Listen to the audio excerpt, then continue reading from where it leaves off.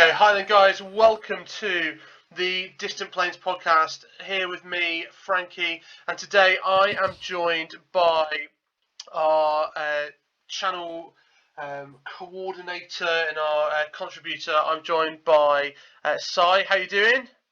I'm alright, man. How you doing, Frankie? You keeping well? I'm good, mate, I'm good. How are you? Yeah, doing good, thank you, in these mad times that we're living in at the minute. It is mostly crazy, although it's crazy and we can't go outside, so it's a bit odd at the minute. But we're gonna come on to a little bit how we're doing later on, actually, because we've got something else ready for the show. So just to have a look at a podcast between both of us today, we are going to set up by have a look at some of the latest news from around different game systems. I haven't got every piece of news because we'd be here like forever, but I've got some highlights. You've got some stuff as well, haven't you, that you found around there? And then we've looked at definitely bit of hobby this week, bit of chat about a couple of sessions that you're doing. In terms of like painting sessions and things like that. And then we've got one massive question for the end of today to kind of just discuss, and our topic's going to be around just before we log off. So let's have a look at today. So latest news. Do you want to kick us off with anything that's coming out for you? Yeah, well, just some latest news. I believe Dystopian Wars from Warcradle dropped last week. For those people that don't know, Warcradle are the people that put together Wild West Exodus, and they have just recently released a game called Dystopian Wars. So it's basically a tabletop war game of naval battles. The miniatures that they've put out are just amazing. Yeah, they are. It's set in an alternative late 19th century called the Dystopian Age, and it's fully super science fiction, science-fueled nations that clash over different resources and power, and then battling to get these resources and take over and get different bits of power. So it's a really good sounding game. If it's anything like Wild West Exodus, it's going to be a really solid gaming system. And the miniatures, like I say, are just fantastic. They've recently released the starter box, which is called the Hunt for the Prometheus, which is the 2-player starter set.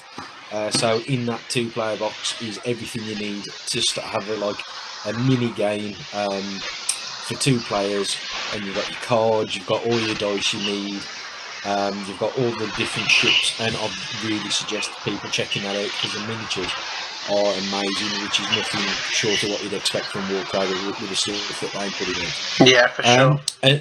And not necessarily a new release, but something that I've stumbled upon lately, because I watch a lot of YouTube videos on painting and on miniatures and that sort of thing. And there's a product that I've been hearing a lot of the YouTube miniature painters are using quite a lot. It's called Pro Acrylic Paints. Not something I've personally used, but after looking at the reviews, they are rated really highly. So I'm looking at trying to grab a couple of the Pro Acrylic paints, especially the metallics, and just giving them a test out and seeing what they run like. But from all accounts and reviews, they just sound absolutely awesome. So that's definitely something I'm going to be looking at. Yeah, that's cool. I would assume they probably clump less than the GW paints. Potentially, and they're in the dropper bottles as well, which is always a winner. Ah, see, that's good. Yeah, and that's how much I haven't painted for like 3 or 4 years that I don't really know anything anymore. I've got my painting case, but then the only paint that's ever used from there is for the lizard men, which is just dry brushed like whatever colour I fancy them being, which is I think it's purple at the minute or green. Yeah. We'll have to get you painting again. Yeah, I do need to, for sure. I do need to get back in. I was going to say, like the first hobby talk we did, where I was looking at cards, I was like, one of those. I think I might try and get back into a bit of painting in that. It's just having time and trying to relax, isn't it? I suppose. Yeah, and especially like what we're living in at the moment, not being able to get out and socialise and that sort of thing. I find being able to paint is just such a way of breaking from everything and just relaxing. So definitely try. You've got to have your release. But we'll talk about that a little bit later on. Definitely. We'll have a chat about that. So just to go down a couple of other releases very quickly. So Kaldheim, the releases come out for Magic the Gathering. So the championship is on the 26th of March on Arena, and that's doing standard and historic for both of those. This week, I tell you what, have you seen GW's releases for Dark Angels this week? Just Oh, yeah. absolutely astounding. So I don't play 40k anymore. I don't have any 40k miniatures after I sold all the Metal Sisters of Battle. Yeah, But God Almighty, there's the Combat Patrol box set, the Storm Speeder. They've got Hail Strike, Eradicators. I mean, those Eradicators, look, they are bulky. They look yeah, absolutely incredible. And then you've got there's a Necron release, which is a Psychomancer, which I don't know. I genuinely don't know what it does. I assume it's like a like librarian or something like that. And then the Diachasm for Chaos, the Chaos Warband, has been released as well. And then on what was it? It was this week, wasn't it? GW announced 3 more board games that are coming out. yeah. But I Buy box believe ones.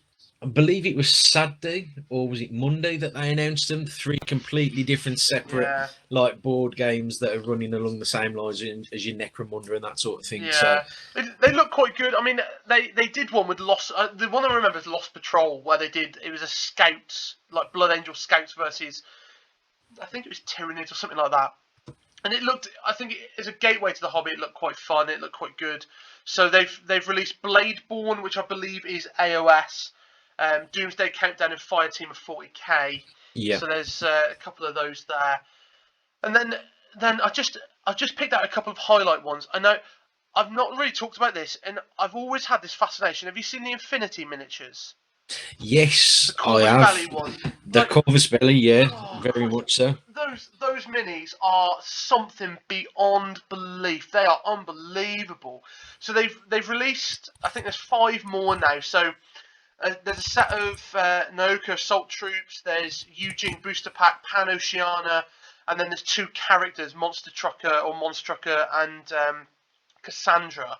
But like, I've always looked at that game, and I watched a couple of people down our LGS play it, and it always looked to me like it was really complicated. And this was when I was playing Malifaux, and I was like, oh, it looks really complicated. And the people looking going, but Malifaux is really complicated. And I was like, yeah, Yeah. okay, fine.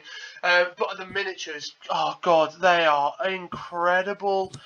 And then the final 3 things. So Warhammer Quest Cursed City has been released. So the Elfin Watch is an undead warband, been released for that. Marvel Smash Up. Do you know the card game Smash Up? Yeah. They've released a Marvel version now that's coming out, which looks really super cool. And then the Warlords of Erewhon, which is, I can't remember who it's by. It's kind of that AOS style, but they've released Mythic Americans, so they've just released them now. I don't know when the actual release date is, but they've just put all the previews up, and it's your proper like tomahawk slinging tribal Americans. Looks really, really good. So Brilliant. yeah, looks amazing. So just going back to Infinity, talking about the miniatures. yeah, I used to play a game called Aristea, and that is an absolutely amazing game. And the miniatures that are in that are sensational. They really are. yeah. Very much worth looking into if you're into that fantasy kind of Running Man, Blood Bowl, Guild Ball kind of thing. Very much worth looking at. They are That's fantastic. awesome. Oh, we'll have to have it. I'll Google that in a bit and have a look at that. That's really cool. So I guess this brings us on to the hobby, what we're doing for this week. But before I do any of the hobby, and before I talk about any of that, we talked about me last week and kind of my influences with the hobby. So let's start with who are you and your hobby experiences. So my name's Si, as you mentioned at the start. I've probably been in the hobby now, in various guises for about 5 to 6 years. Got into it very early on. Say about 6 years ago, playing Magic the Gathering at my local gaming store, which was Phoenix Games in Stourbridge. Just started learning that sort of thing, and obviously then being in that environment, you start seeing miniature games and people playing miniatures. So that quickly evolved in me picking up AOS. My first army that I picked up was the Ogre Kingdom's army. Again, it was just a fascination with the lore and the painting side of things, and it was how you build your own story up around your own army. So it was like you take these plastic sprues out of a cardboard box, and then it's that evolution of building them up into the miniatures and painting, and then seeing them on the table and what they can do and how they perform on the table. And you kind of get involved with your own army the more you get connected to them, the bigger the stories. And then that just evolved into more board games, into playing Dungeons and Dragons and AOS and Magic the Gathering and all that sort of thing, really. And it just the hobby train just kept rolling and rolling. I kept getting into more and more things.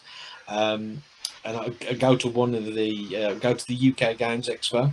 Yeah. And I've been going to that now for probably about the last 3 years that it was on. I went for them, and I start to go to them religiously now. He's one of the highlights of the year for me. I love them. They are such an amazing thing. The people that you meet, how friendly they are, and just the community in itself in this hobby is just amazing. I'd say probably 95% of the time. I think that's an important point. I'm sorry to cut you off, but that is an important point, because we often see on like social media and that you generally see the negative side. Yes. And you don't see like the expo there. The expo is unbelievable. I love the expo. Expo is great, and like for me, there's a game called Hive with little tiles, and it's like Hive and stuff. So like I got bought the base set one Christmas like many years ago. And I never could find the expansions, and I went there at the expo and found them, and like you say, the community there, and it is the vast majority of people who want it to succeed, but it's one or two who just, if they want to complain about it, they're going to complain. You're always going to complain about something, but it's just interesting about that. Go on, carry on. Go on, tell us more. But yeah, like I say, the expo for me is it's easily one of the highlights of the year, and it's one of those where I go, I spend money, and it's like, I should have took even more money because I just come back with bags and bags and bags full of stuff. And it's all going to be contactless now, though. Yeah, everything's contactless. Now. That's the scary thing. Yeah, that is a paycheck gone.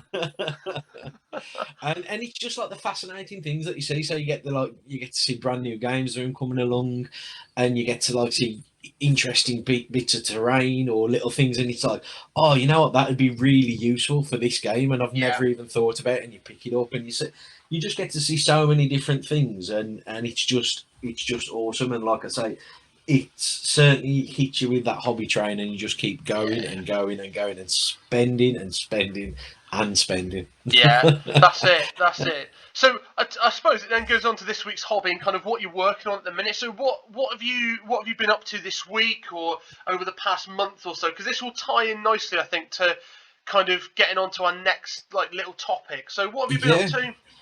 So what I've been working on at the minute is my Mega Gargants. So I went completely full in on Mega Gargants when they were announced.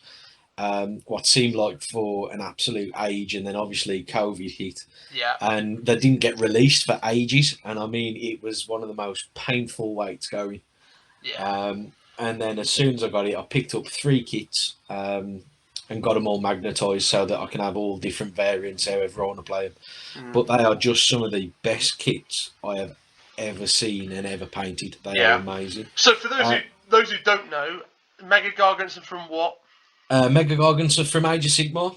So they initially had just the regular ale guzzlers as part of the joints, and then these recently have just been dropped. So I'd guess you'd liken them to or what do you call them? The Titans in 40k, that sort of thing. It. Yeah, absolutely.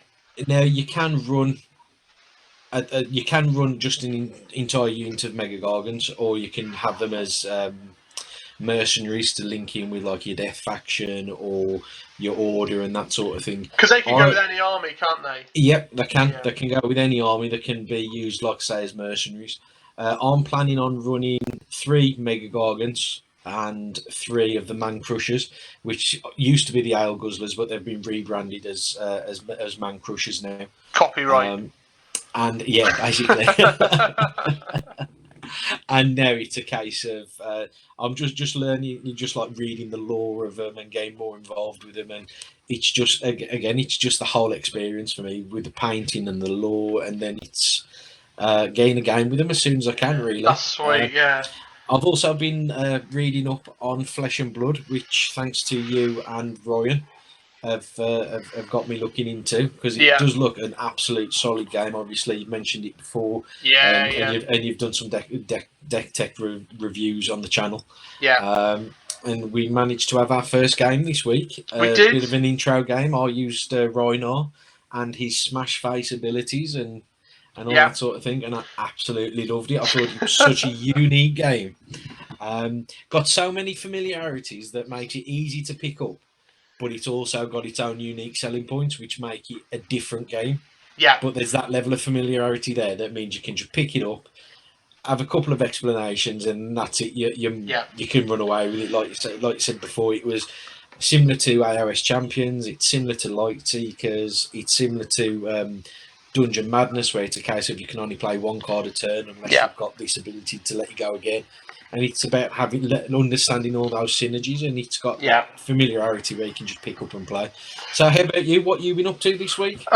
So apart from playing you online, not really a lot. I've done a couple of videos, so if you haven't checked them out, by the way, this is my one plug for the episode. If you haven't checked any of the videos out that we put up, a lot of Flesh and Blood's content's up there. And there's some League of Legends bits and pieces. I mean, really, I've just been doing deck building, and I've just gone through and done for Flesh and Blood. I've been doing deck building, so I've done Dash, which is like your steampunk mech type of person, and I've been doing a bit of deck building for Rhinar because I just wanted to see how that kind of big brute orc ogre type thing works. And then just playing with you, just having that game. I wanted to dig all the Blood Bowl stuff out, and I went to the garage and then just got so much anxiety to go into that garage. It is like so. So I haven't talked about this on the channel before, but like we're in the process of moving house. Like we're looking for a house at the minute, me and my partner. So like we have literally boxed our entire life up and put it in our garage. So we're living in a house which is very minimalistic, ready to find a house and just move. So like my Blood Bowl stuff and all of my miniatures are at the back of the garage, like tucked away. So I'm there going, oh yeah, I think I know where that is, but I'm not sure. It's Aladdin's cave. That's it. It is. But we've then bought a load of stuff for the new house, which is now it completely takes up one side of a garage. So I'm just like, oh man, I can't even, and I really want it. I really want to go and find it, but I can't at the minute. And what else have I been doing? Oh yeah, I've been playing League of Legends, Wild Rift, and I touched on this last episode, and kind of, I love playing it. I love Wild Rift, like, and I won't have anyone say different. I really love the game.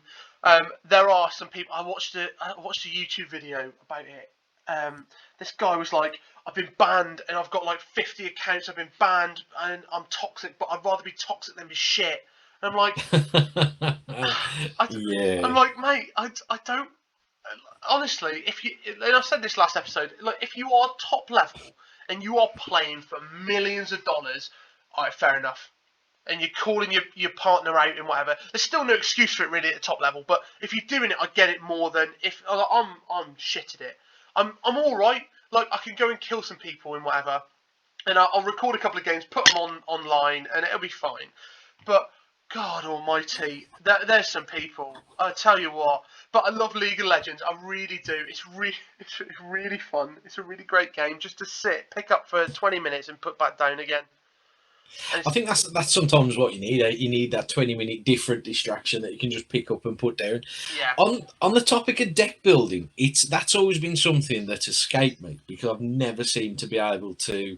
I can put decks together, but they never seem to be able to synergize. So, what would your advice be to like people like me for deck building? What do you look for, and how do you go about deck building? So I think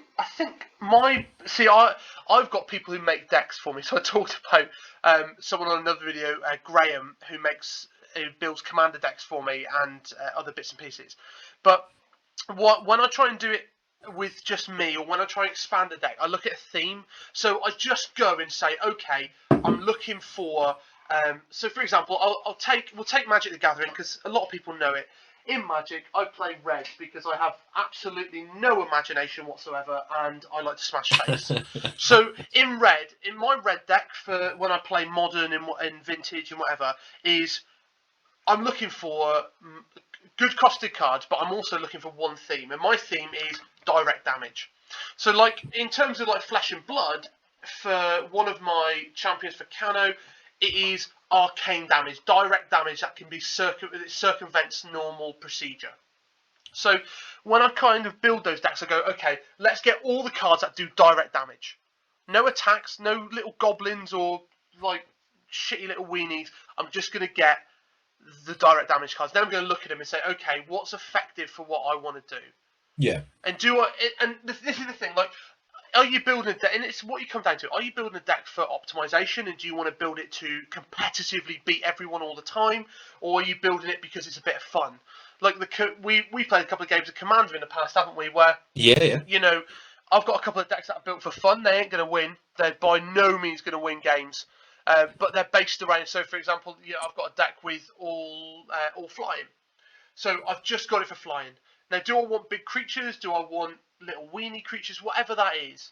So I start with a theme and then expand out from there and look at things which fit the theme. And I think what's important with Flesh and Blood, if you're in that type of card game, is there's something for everyone. But there's something then that, for example, with one of those characters, like a big character like Rhinar, who just is an orc, he smashes face. So therefore you need things that make the damage more. So therefore, can I add those into the deck? I've got something that hits you for 9 damage. And now I can add another 2 on top of it. I can add another 3. Is it working? And then you get into the kind of intricacies of, is it cost effective?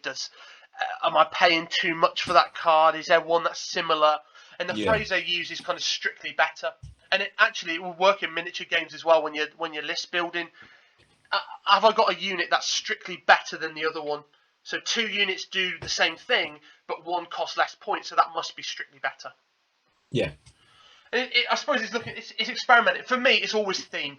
I always look for what's the theme going to be, and whether I'm trying to build a competitive build or I'm trying to build something which is a bit of fun. It's okay. What's the theme? Am I going to do the same thing throughout, or am I changing it? If I'm changing it, I'll probably change for me. I'll alter the deck. And I think that's important. So it's a good place to start with a theme, because I always find when I look at deck building, I just feel a bit too overwhelmed because of pure card selection, especially when you look at something like Magic the Gathering for Commander. You've got this library of cards that you can use, which is so vast. And then you've got to try and whittle it down to 99 cards for your Commander deck. And it's like, how do you go from vastness down? And I think that's very important. You say start with a theme, because that automatically filters out a lot of cards. Yeah. So pick your colour, pick your theme, and then try and evolve it from there. And I think that's a good way to look at it. And it does help that thought process. Yeah, that's it. And it, even if after you've done your theme, you're like, right, I want to get uber competitive, and I've got some cards and they're here and whatever, and then all of a sudden you go, right, I'm going to get uber competitive now, and I'm now going to be looking for the best cards available. Then that's fine. If that's what you want to do, fine, do it. Yeah. And it's the same even with like 40k AOS or whatever miniature game. You build around a theme. You build your list for a particular purpose, and as long as you've got that purpose in mind when you do it, it's not just chucking cards in or chucking models in when you build them. Then you're on the right track. And sometimes you want to be crazy. Sometimes you want to just throw cards in and go, I'll see what it does. But if you're trying to build that deck so you can play a game and compete in a game, then it's important to have that, I think. Yeah. And again, it comes down, like you say, to what you want. Do you want to be competitive, so you're walking out winning all your FNMs, or do you just want to chill out and turn up to games? Be like semi-competitive, so you know you're in the game and you've got a chance, but you're having fun, and you're always having fun with that person. And it comes down to one of the things that I've learned, because I'm part of the WS10 gaming group. Yep. And one of the things that we always talk about is that social contract, whether it be for 40k, whether it be for AOS, and you can apply it to any other game. it's about that social contract between you and your opponent, and the fact that you both enter that to enjoy the game.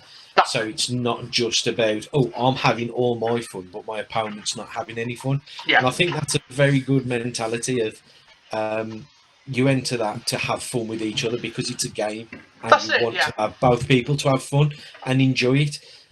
So, and not just make that somebody else's play experience negative. You want everybody to be involved and have a good time. And the higher up you go, it depends on your mentality, but the higher up you go, you're building to be competitive and to win. But it very much depends on the person, I think. And if you're going up and you're winning, you're getting smashed, but you're like, well, I built this, and it comes down to that person, that understanding, and like you say, it's that social contract with, okay, I'm going up against you. It's like we've talked about games of Commander before. One game we played, didn't we? And I got my kind of borderline CEDH deck out, which I'd never get out again. Was it the artifact? It was the artifact deck, wasn't it? Just to see what it can actually do. Yeah, and that's the thing. Like with it's a Joyra deck, Captain of Weatherlight, but I would never get that deck out unless I'm playing against someone who goes, oh yeah, I've got a really strong deck. I've got this, because I'm just not up for that. I'm not into that kind of, and I literally purchased that deck because I've got some cards where I was like, well, I quite like this. I think I'll have that. And I got the deck because, if you come up against people, in like when I went to and played a lot of Magic at Glasshammer Gaming in Telford. Oh yeah. And like the group of Magic players there are super diverse. They're super knowledgeable, but there is such a diversity between players who haven't really played Commander a lot and then players who have got decks which are geared to win. So I've got that deck to kind of, if I'm ever stuck in a situation where they're playing those decks, then I can just go, okay, yeah, I can compete. Yeah. Instead of sitting there and getting battered all over the table for like 20 minutes, getting knocked out, and then just going, well, like you say, that negative play experience of, well, I don't really want to play anymore. Yeah, and I think that's important to understand what your opponent's running, because I mean, obviously WS10 gaming nights, you get matched up based on what sort of game that you want. Yeah. So if you just want like a chilled out friendly game, you'll get matched up against somebody who wants a chilled out friendly game. But for the top end players who are saying, right, I'm going to this tournament, I've got a tournament list that I want to play against, so it can, because I want to try and compete. Because WS10 is built up of a number of different gamers, from like your top tier tournament winning players down to players like myself, who are just there to roll dice, have fun. If I get some wins, great. If not, as long as I'm having a good time rolling dice and I'm happy with that, you know what I mean? Yeah, that's it. And I think it's important about knowing what you're going up against, because it's like, I'd never take a specific AOS list and say, right, I'm going to go against top tier, because my lists never do that. Because for everything I build, it's always like the rule of cool. What I think's cool, what I want to paint up, that's what I use. It might not be the most effective thing in game, but I'm having fun doing it because they look cool on the table. Yeah, absolutely, and it's got to be right for you and your hobby, and no one can tell you any different. But exactly, and I think it's also setting your level of expectation as well, because it's like, if you go into a tournament and it's like it's down as a fully competitive tournament, like say the Heats for Games Workshop, say the AOS Heats. If you go there with just a fluffy list and you expect to be on top tables, you're setting your expectations too high. Because if you've just gone there with a fluffy list that you're playing for fun, and it's just made up of not the most effective units and that sort of stuff, you will get some wins because you know your army and you can play your missions, but you're not necessarily going to be competing with the top tier. Yeah. And I think sometimes people set their expectations too high. It's like when I went to my first tournament, my expectation was I'd love to get one win under my belt, but the most important thing for me was I wanted to get at least one favourite game vote. Yeah. And I left that tournament with 2 wins and 3 favourite game votes, and I was absolutely ecstatic. Yeah, and it wasn't because of the wins, it was because I got 3 favourite game votes, because it was like, I'm clearly playing this game in the right way. The fact that I got 3, it meant so much to me that somebody wanted me as the favourite game, and I was really ecstatic with that. That's good. That's great. Come away with some good friends. Yeah, it's great. Well, that leads us quite nicely onto kind of what you've been doing. So, like, just give me a rough idea, give me a flavour of kind of what's been happening, what you've been up to on Tuesday evenings, and kind of just give me a rough idea of where it started, what's it about, and go on from there. So obviously, with COVID, things have been been really hard for people, and people have been getting more and more isolated and losing that level of interest and motivation to do the hobby. And the more people that I saw talking about like they've got no motivation, they've got no interest. Some people are talking about dropping out the hobby, and I suffered from it myself. It was like, I've got these models, but what's the point in painting them if I've got nothing to play them with, if I can't do anything with them? So I just got talking to a few people, and we all seemed to be in the same sort of boat. And I was like, you know what, I'm going to set up this hobby session evening just to give us all a little bit of motivation, something to look forward to each week, where we can meet up with friends, just talk, and just do some painting. So I looked into different ways of doing it, and it turned out that this there was, is it the Facebook party meet event thing? Yeah. Online chat forum. So I'll just set up a group, just put out a couple of feelers on Twitter and Instagram and that sort of thing, and people just got in touch and started getting interested.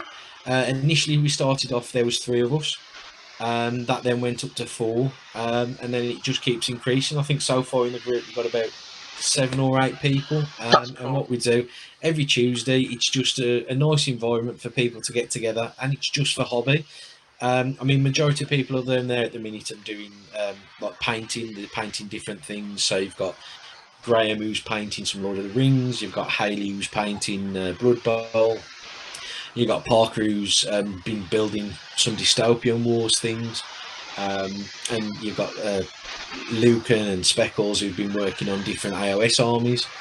And it's just a forum where during the week we can just like message each other asking how everything's going, what people are working on, and then we all meet up on a Tuesday and we just do a bit of painting. And the beauty of it is that you're painting from home, and painting can sometimes be such an isolated thing. But because now we've introduced the online chat with it, it's a case of we're all meeting up, we're doing something painting, we're having a chat with our friends, but it's not like you've gone to a shop and it's like, oh, I've forgot that piece of kit, or I've done this, I've done that. It's like you've got everything around you that you need, you're sitting down, you're chatting with your friends, and people's hobby has just been progressing really, really well. And everybody's been saying like how beneficial it is just to have that Tuesday night where you meet up, just sit down, chat and do some painting. That's cool. Because it's like, yes, you're painting, but you're not purely focused on it. So you're not being overly like, oh, I'm just painting the same thing over and over again. Because sometimes I'll find painting, as much as I love it, it's like a challenge, and sometimes it's like, oh, I just want to get through it really quickly. Whereas when you're talking, you're unconsciously painting at the same time, and it's like you're spending perhaps like 3-4 hours and you're just painting the detail on some cloth. Whereas if I was just doing it on my own, after a couple of hours I'd be like, oh, I'm fed up painting this cloth now. But you're doing it and you're unconsciously making it, putting that extra bit of effort in, and you're learning so much things. Because a couple of the people that are on the group have been painting for 25 plus years. So for somebody like me who's got very little painting experience in that sense, they're only painting for 6 years, to pick their brains, and then like, oh, when I come across this, I just do this little thing, and it's like, you know, that makes so much sense. But I never thought of it. And it's just helping with people's motivation, giving something to look forward to, but also getting people away from feeling isolated. Just so that there's a place to go and talk. And it's not just a painting group. It's like yourself, you're in on the group and you talk about your deck building and everything like that. It's just an environment where people can come once a week to sit down, have a chat with people, regardless of what you're doing, whether you're painting, you're building, you're deck building, you're working on anything. It's just a place for people to go where people can sit down and talk with like-minded people and have a laugh and a joke. Yeah, and that's it. And I think, like you said, you touched on it. Like, it's really important, especially in this time, not to be isolated. And our hobby is sometimes quite an isolated hobby, really. And it does mean it does leave kind of people into isolation, doesn't it? It really does, especially with like, because most people, you build your paint for the social gatherings, for the tournaments, for the weekly game nights, and that sort of thing. So, not being able to do the tournaments or the game nights, it takes away the purpose of why you're building and why you're painting. And outside of the social side of stuff, when you're going out to games, the hobby really is very isolated because you tend to build on your own or you paint on your own, or Yeah, and I think having COVID about, it's really made it more isolated for a lot of people, absolutely. Yeah, and it's driven that motivation down. So where people would have the break of by painting or being going to game nights, they've lost that motivation because they're now just on their own and they're not painting for any purpose. So it was just about giving people somewhere to go where they can just have a chat and just keep that motivation going, but also where people can just say, "Oh, you know what? I'm struggling today. I need I need something. I need somewhere to be." yeah, Like, unfortunately, I lost my uncle a couple of weeks ago yeah, to yeah, COVID, and it was like it was on the morning of when one of these hobby sessions was, and everybody was like, "Oh, don't worry about it. We'll." And I was like, "No, I could do with just that environment to free my head up," and it was great because yeah, people asked you like how you was feeling, but then you were just talking about hobby. So for that few hours, it made you forget about certain things. Not forget, but yeah, it wasn't at yeah, the forefront of your brain, and it just helped with that the mentality to deal with things and to process because it yeah, gave you something to do. And I think that's the key thing about people just having somewhere to go and people to talk to. And I mean, everybody in the group's already said that once things are back to normal, they still want to maintain that weekly painting night, yeah. just so it keeps that motivation up and keeps that progress going. Because I've painted more in the last few weeks since we've had the group set up. It's in more in the last few weeks than the entire lockdowns that we've had. Mm, So in the last few weeks, just having somewhere to be to paint, even though it's online, has yeah. given me more motivation. I've got more done than I have in the entirety of the lockdown, and it's crazy. Absolutely, absolutely, and it's a really good point. And if anyone is listening and wants to get involved, how can they do it? Yeah, so I always post up on various different groups on Twitter, Facebook, Instagram, through the distant planes, so that we know through the different planes Facebook page, Yeah, so that everybody can go there. So if people just click onto the distant planes, drop me a message and say that they're interested in the hobby night, and I'll get them all invited to the groups, awesome. um, Yeah. so that we can get them in. So do through the Facebook group. So if you're on the distant planes, if you comment on the post below and whatever, and then yeah, absolutely go from there. Fantastic. So yeah, really good thing actually. Really important, particularly in this time. So I suppose this leads us on to our big question for the day. So my big question to you is, how do you assess the effectiveness of a game? Oh, So, yeah, big that question. I was going to say Loads of that's a different big answers. question. Loads of So different answers. So for so me, go on. go on, off you go. So what do you look for then in a game? What attracts you to it? Go on. What have you got? So straight away for me, what attracts me to a game is the lore, the artwork. So if it's a card game like Flesh and Blood or Magic the Gathering, it's like the lore of the environment that the cards are being played in, and the artwork, because it's got to be appealing to the eye. And if it's something like miniatures games, so for me, AOS, 40k, Wild West Exodus, it's about the lore and about what the miniatures look like aesthetically. Yeah. Um, Whether they're good sculpts, whether they're full of character. And that's what initially attracts me to a game. So it'll be the lore and the artwork, whether that be card artwork or miniatures. Hmm. Yeah. Yeah. It's the artwork. I think the artwork's played more of a point for me at the moment. Um, I think the thing for me is it's looking at who plays it. Yeah, the community that plays it as well. Yeah, yeah. I mean, I've played a lot of games, and like with some people that we know of, like who have been with me for a long time in like in WS10 and things like that. I've played a lot of armies. I've sold a lot of armies, and I've played a lot. But it kind of you look at the community, you look at the people who play it, and for me, like things like AOS and the old fantasy battle with 40k, like that's been there a long time. So therefore, for me, that was easy to play. And picking up games like things like Malifaux, I loved Malifaux. Absolutely, Malifaux was my game. I loved it 100%. Yeah, you introduced me to Malifaux, Yeah. and again, because it was weird miniatures, isn't it, who do Malifaux? Yeah, that's it. Yeah. And the lore, the artwork, and the community that was playing at Phoenix Games at the time.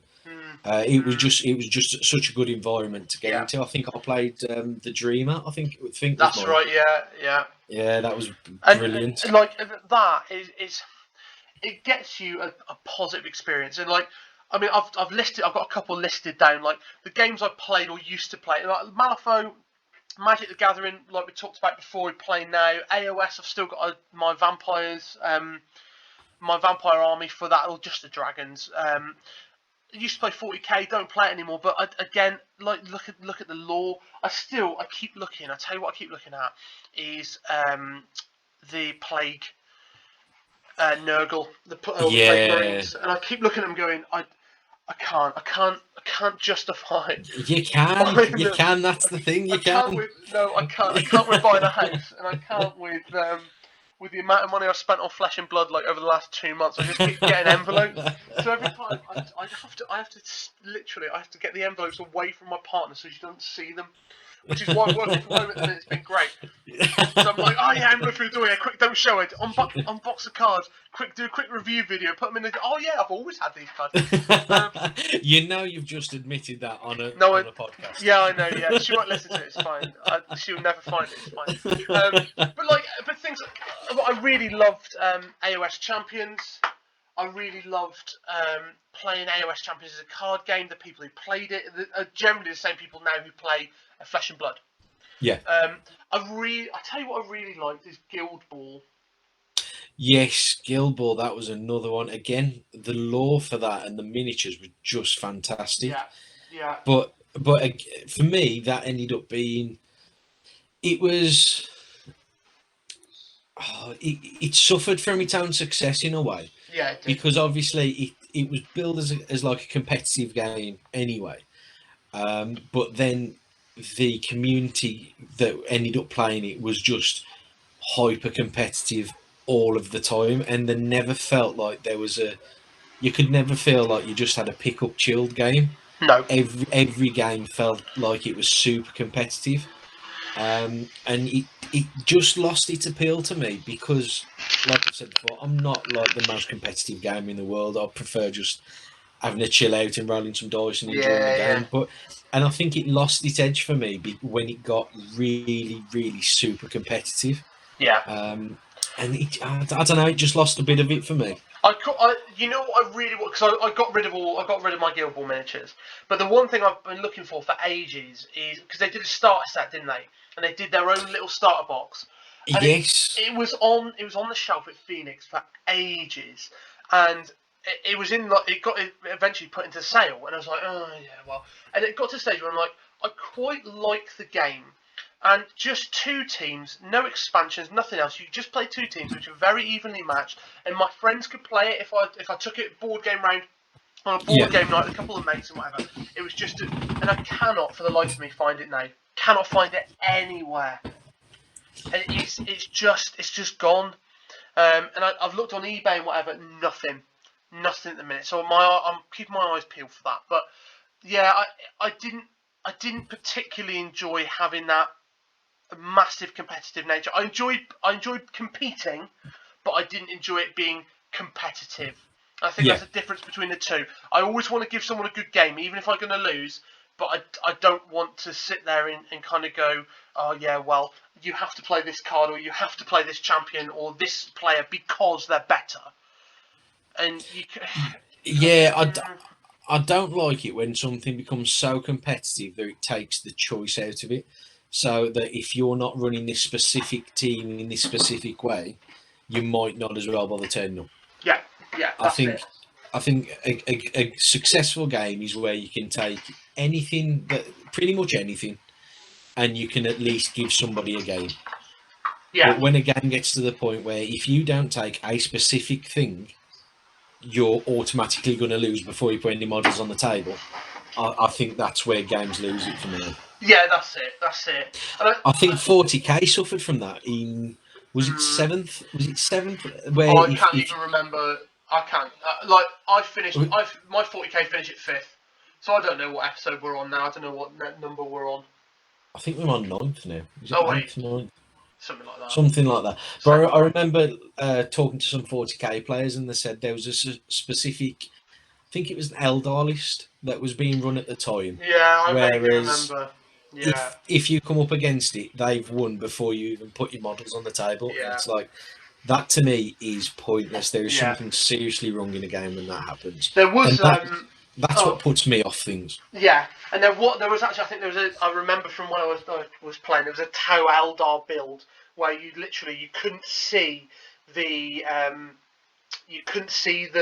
unit. It was like a Death Star unit with like ridiculous battle suits and heroes, and you couldn't see them.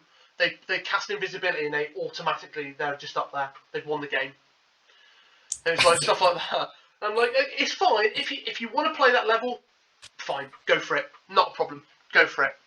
But it doesn't make it enjoyable for me, which is part of the reason I stopped playing 40k. It just didn't make it enjoyable. Yeah, which brings me on to just a quick question while we're on there as a little bit of a sidebar. We was talking about it the other night in the hobby group. Where do you stand on rules intended versus rules written? Yeah, see. Massive question. Massive question. Yeah, it is, but that kind of also relates back to how you assess the effectiveness of a game. Exactly. Because for me, see, this is where I differ, because TCGs like Flesh and Blood and Magic are very clear and very specific about order of actions. Yeah. But I think the thing is, and I think the majority of, like, when you've been talking to people in the hobby group and that, a lot of it would be to do with Games Workshop, wouldn't it? Yeah, Games Workshop, Wild West Dystopian Wars, that sort of thing. So like when I was playing Malifaux's rules were very straightforward. They were very simple, and you did it in that a specific order. What I find, and you had a positive game experience because everyone knew what the rules were. But the problem comes, especially in Workshop, where they don't write the rules to deliberately be very rigid. And this is where it comes back to, what's intended is, yes, you should be able to push your model forward, and if the base touches here, you're in cover or you're in terrain. Yeah. As opposed to, well, the rule says if you're not 50% in cover, then you're not. Well, okay, if you write the rule like that, then you've got to expect some kickback. Yeah. If you're that poor at writing rules, then A, you shouldn't be a rules writer, and B, I don't know why on earth you're publishing it. Yeah. But on the same thing, you've got to make it what you make it. You've got to make it kind of your own, haven't you? Yeah, definitely. And I think that's where having that good play experience comes in. Because if you know there's something where there's ambiguity, if you just have that conversation at the start of the game saying, right, take nothing to do with rules to start with, but just about dice rolling and re-rolls. Yeah. Whenever I play a game, I always say, I re-roll anything that's on terrain. Mm-hmm. Just as a standard. And I said, that's what I'll do. So that player knows that... Yeah, even if the dice is flat. Even if it's flat, it could be a 6 that does double damage. It's on terrain, I'll re-roll it because that's how I play, just so it's on like a consistent playing surface. Yeah. And I think it's having that conversation. So if you know there's something that's an issue in your rule book or something to start with, you can just turn around and say, right, this is what the rule says. However, the FAQ says this, so I'll be running with the FAQ just so that it clears up any ambiguity right at the start. So, and again, it's building back into that positive play experience. Yeah. Yeah, I mean, it is. It's so, sometimes it's so unclear though, isn't it? Yeah. some of very the much so. rules you read, you look at them and go, where the fuck has that come from? Or Yeah. you've got and this is where some of the problems is because the army books get kicked out all the time, don't they? And they don't necessarily relate to the core rules, so they automatically override the core rules. Which is fine, because units have to do that, because that's how you have variety in a game. But the problem is you have different units which do different things, and then when they start to merge and interact with each other in different armies, I'm thinking more AOS really, but when different armies interact with each other, there's no continuity. Yeah, like when it comes to, for example, like your turn interrupts, and it's like, my army's got this interrupt at this point, and you're against another army that's got the same, and then just trying to figure out whose interrupt trumps whose interrupt and that sort of thing. And then it starts into a bit of a negative conversation. I think that's where having the conversations at the start to say, right, how do you want to play this out? What if this situation happens? Just provides that little bit of clarity before you start playing. Yeah, and that's it. That is, and again, how it comes back to the original question: how effective is that game? Well, you might enjoy playing it. Is it overall the best effectiveness of the game? Maybe not. But yeah, it's an interesting one. I think it's one probably to explore in another episode. Definitely. In terms of really specifically picking down the points of it. The card player within me goes, no, the rules are written because that's the way it works. And then the gamer in me and the model hobbyist in me goes, yeah, but I want my dragon to fly and sit on the top of a church, even if it, it says, oh, if you can't balance the model, it can't fit. Well, I ain't being funny. When was the last time you saw a dragon go, oh shit, can't get on top of that spire there, can't get me claws on it? Exactly. That's the thing, isn't it? It comes down to the player base. It comes down to those people who are in that player base, because it really has to be a conversation. It really has to be something you are discussing with others. Definitely, it really does. So that leads us nicely onto a little bit. Really, it says what games are you currently playing, and give me a reason why you're playing that game. Now, I know a lot of it comes down for you for lore and miniatures and that, but what games are you playing at the moment which you might not have covered earlier on? So at the moment, obviously, not playing much at the minute, not being able to get out. But in the real world, when all the madness has gone, I play AOS. I play 40k, and that's mainly because the WS10 gaming group has got a big following of AOS and 40k. Yeah. Usually have weekly game nights with a couple of lads for AOS. Yeah. And then it's fortnightly gaming night on a Wednesday night. Down at Boarding Brum. He's where WS10 are living at the minute. So that's my main two games at the minute, and it is down to that social group. Yeah. The fact that those lads play it, I always have a good game, always have a good laugh with them, and that's what's got me playing that, to be honest. Also, learning Flesh and Blood with yourself, which is turning into be a really good game, and that's something that I'm going to be picking up on, and it's something that we can play relatively easily online using SpellTable or Skype or Discord or whatever we want to use. And we've got the setup where we can do it, so yeah, really enjoying that. And apart from that, just playing random board games as well. I mean, I've got Marvel Crisis Protocol. Ticket to Ride's a big favourite in my house. Yeah, we absolutely love that game. Such an intelligent little game that is so much fun. I've got the American, the New York one, the little mini one. But I've never got round to getting the big one, and I'm quite interested because they brought it's not in the news section, but they're bringing out like a limited edition ultimate version of it. Oh right. Of Flesh and Blood of Ticket to Ride. Yeah, it's all about Flesh and Blood apparently. But yeah, they're bringing out this like ultimate edition, like deluxe edition. So I'm quite interested actually to give that a go. It's well worth it because we started off with Ticket to Ride New York version. Yeah. Just like the mini scale down version, and then pretty much within a couple of weeks we'd got the full version of it, and it was just fantastic. It's one of the best games that I've played. It is so fun. I Yeah. mean, when you read the description of it, it doesn't sound the most interesting game in the world because it's like, oh, you're building railways to get from point A to point B to earn Yeah. points. And it doesn't sound the most interesting. And when I've spoken to people before, they've not really sold it to me. But it's one of them games that ignore the description of it and just pick it up and play it because it's fantastic. Yeah. Yeah. Happily spend many hours playing that. Yeah. And another one is 221B Baker Street. It's Now, in the box. this game is crazy because as much as I'm not a competitive gamer, I am terrible when it comes to that game.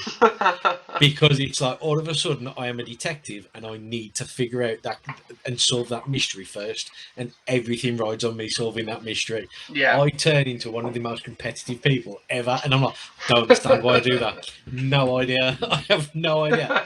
But you put me into that game and I am in the zone. I am Sherlock Holmes solving a mystery. It's crazy. I need to know this. I need to. I don't know what it is. Perhaps it's my analytical brain or something like that. So that's it. Yeah. See, you always find one. I mean, like we've got. Have you ever played Betrayal at House on the Hill? No, is that good? Yeah, amazing. Really good. Really good game. But hang on a minute. I'm just going to. If you just tell me a little bit more, I've got someone at the door. So just crack on. And what we're doing. Just give me another game. Yeah, no problem. So the other things I like playing are the ELO's King of New York and Arena of the Gods, two really good games. But also one that tends to get overlooked as well is Disney's Villainous. I know it's a Disney game, but it's got so many different synergies of how to work and how things interact with each other. It really makes it a really fun game and quite intriguing about how the different cards work, because it's about trying to meet your objective whilst at the same time stopping your opponent from meeting their objective. So it's quite an interesting game. It's card based game, and obviously it's around the Disney villains. So you've got the normal Disney villains, for example, Scar, Jafar, and that sort of thing. But you've also got the Marvel version as well, and that is obviously your Loki's, your Ultrons, Thanos, and they're all represented by little counters, and you just work through your deck and try and complete your objectives. Quite simple. It's simple yet challenging in both ways, so that's really good. Always worth a look at as well. Awesome. I'm back. Welcome back. Hello. I had a bang on the door, and then it's not even. It's a parcel. Not even a fucking parcel for me. It's a parcel for next door. Right. I thought you was going to say No, it was more. more flesh and blood decks coming through. No. Apparently, though, just as a side note to that, apparently at my mother-in-law's there's a box of something. I don't know what it is. I don't remember ordering anything. It's a huge box apparently. So I think it might be a board game, hopefully. So I'll do a bit of unboxing. But I tell you one of the games that you might want to try. And this game, my mate from down south turned me onto it, and it's absolutely incredible. So it's a game called Century. Yeah. Right, and the original Century game was trading spices. So it's a bit like Ticket to Ride, where you go, all you're doing is building train tracks. You're trading spices.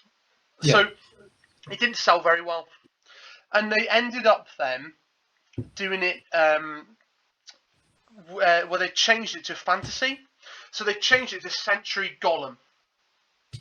Right. And what you're doing is you're buying golems for crystals in jewels, and the game is absolutely incredible. So you have what I might do. I might try and expand on what we do on the channel. I might try and just get out and talk through it.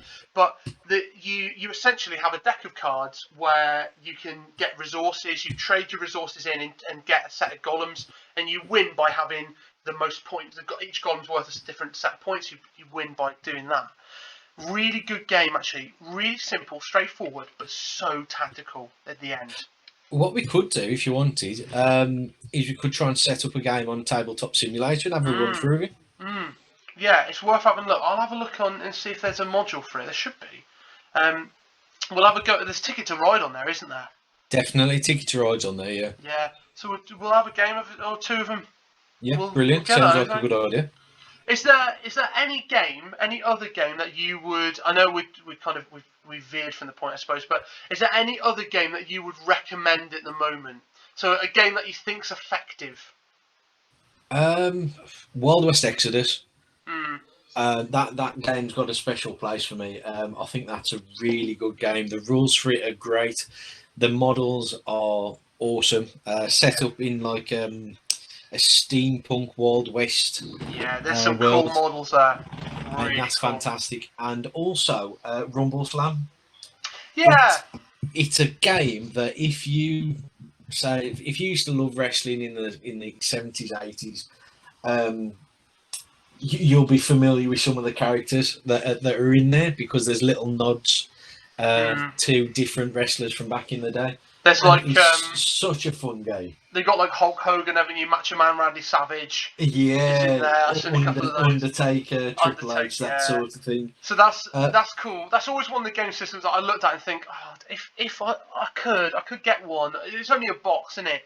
Yeah, it's about they've recently updated the starter kit because they've done a new rules book. So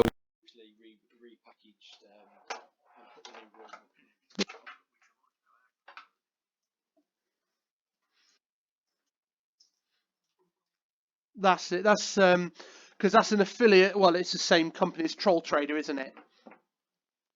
So they're your Troll Trader side of it.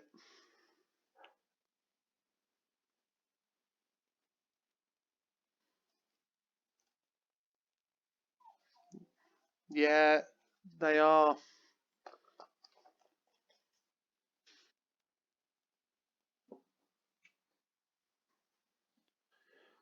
Right.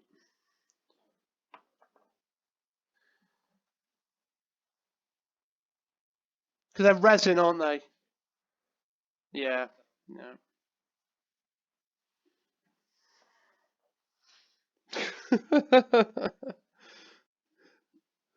Try that. Yeah. Yeah. Is there a game you want to try? Yeah. Yeah.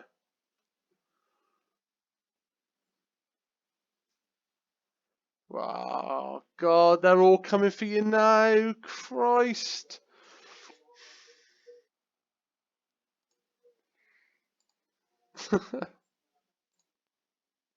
That's it. That's it.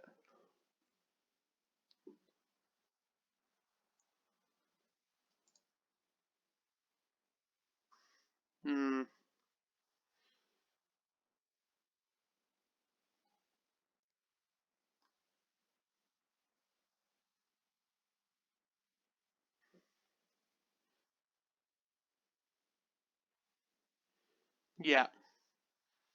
Yeah.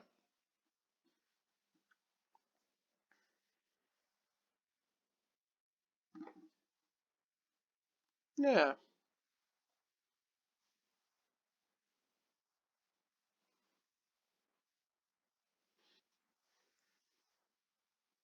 Yeah.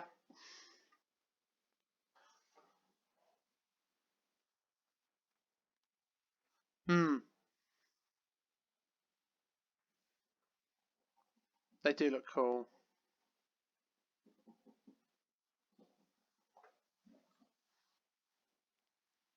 Yeah.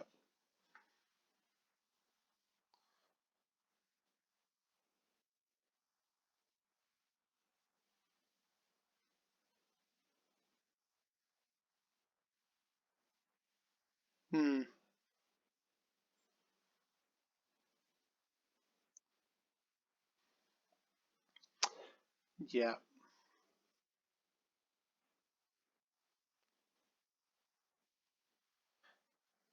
Yeah. Yeah.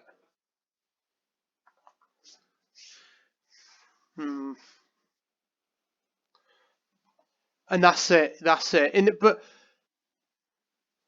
yeah, yeah, yeah, yeah, yes, yeah. Oh, that's all right. I tell you, on a side note, just about Magic and keeping up with Magic, I only found this out the other week. Do you know the pros in Magic? All the pros, they don't buy their own decks. They get given to them by like game stores or sponsors, and they give it back at the end. So I didn't realise that. I was listening to I can't remember what I was listening to. It was a podcast or something, and they were saying they don't do it. They don't go and buy all the cards. The store gives it to them as part of sponsorship. So they're not buying like thousands of pounds worth of cards. They're giving them back at the end. Absolutely crazy. Um, yeah, I see. For me, there's one game, right? So Privateer Press, who used to do War Machine, well, they still do War Machine, but it's just not a thing anymore. They do a thing called Monsterpocalypse. Yeah, yeah. Monsterpocalypse looks absolutely incredible. This game is like it's essentially um, King of Tokyo, the board game by Richard Garfield. It's essentially that, but in miniatures. So you have your large like giant titans going to walking around, and then you've got like little ground troops. But you've got like the robot Japanese robot like trying to defend whatever. You've got the big monsters like Godzilla and things like that, and all the little minions that go with it. I really want to try. I don't know. I don't know how well the game is. I've watched a couple of videos from Gorilla Miniatures on YouTube. They did a couple of run-throughs of them. Yeah, I've always wanted to look at those. I'm really interested by it. It's out, yeah, yeah, it's all out. But I think the problem is it's supply to the UK because the only one I saw it on. I think it was Element Games. Was the only one I saw it on. Yeah, yeah, yeah. The minis look amazing. They've actually released another couple, which will be up on the Phoenix Facebook page over the next couple of days, I think. I'll probably post it on Distant Plains as well, where it's like a huge Titan lion. He looks a bit like a Johnny. That's what he looks like. So I'm quite interested to see where that fits in. But the other game I want to do, which I have and I don't have time for a lot anymore. Me and a guy called Keith used to play it a lot, which is called Disc Wars. No, so Disc Wars it's by Fantasy Flight Games and they've discontinued it. And it was Warhammer. It was set in the old world. I think they actually did their own version before they rolled out this Warhammer Fantasy version, and they're round discs, simple. They're cardboard discs, and they're units on. Yeah, yeah. So and all you do is instead of moving your unit, you flip them over, so the unit flips upside like on upon itself, like you flip a coin upside down across the board, and if it lands on top of something, you're in combat, and you do that. It and they did two expansion sets plus the core, and then they got rid of it. But I tell you what, that game, if they could bring it back and do like their own fantasy version, whatever, that game is absolutely insane. It was really such a good game, such a good game. I'd love to go back and play that again. I really would. I really love that game. It's so good. Um, but yeah, I've still got all of it. Again, in somewhere in the garage, there is there is a box with it in. But well, again, it's trying to find time for it. But yeah, I want to go back and try those out again and see if I can get the rules back down with those. But yeah,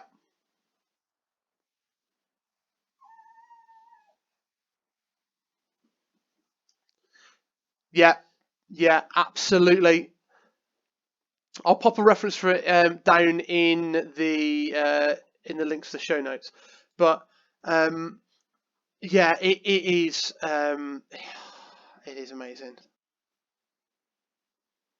Yeah, and I think you don't necessarily need. You've got like different types of like there's little miniatures with the star on the base, and you can only have one of them, and loads of different things that happen with it. So I'm quite keen to play that actually, and I'd like to have a couple of people kind of get involved with it in a bit more. But I'm going to see if I can get the starter set for it, and go from there.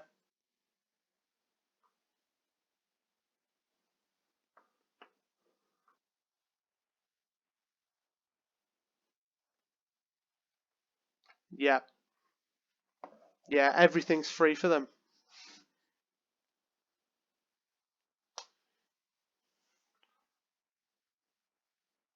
No, it doesn't. It's not bad at all.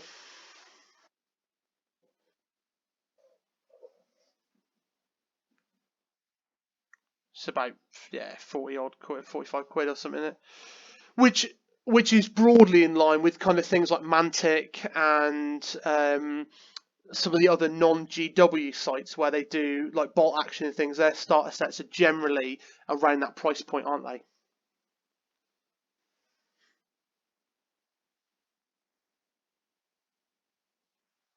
Yeah, yeah.